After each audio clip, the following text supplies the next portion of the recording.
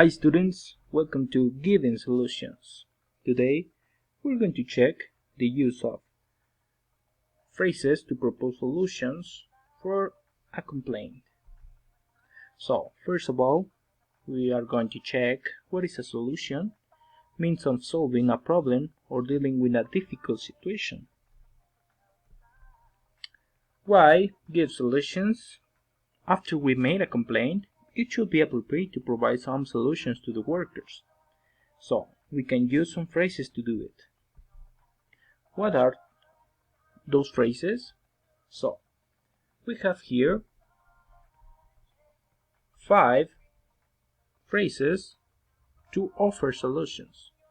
The number 1 is I would like a full reimbursement to my credit card. So it means he wants his money back. He don't want more product, he only wants his money back. The number 2 is I strongly demand a free replacement. So this is referring to he wants a new product without paying more.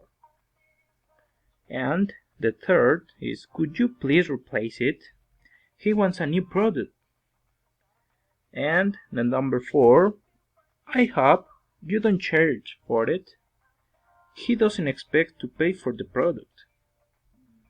The number 5, I would like the money back, please. As the number 1, he wants his money back. So those are some solutions that you can give to the workers.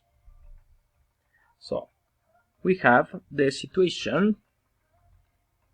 What can I do? Can you replace it?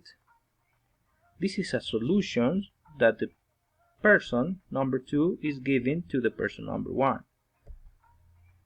And another example could be, can I replace it? I would like the money back, please.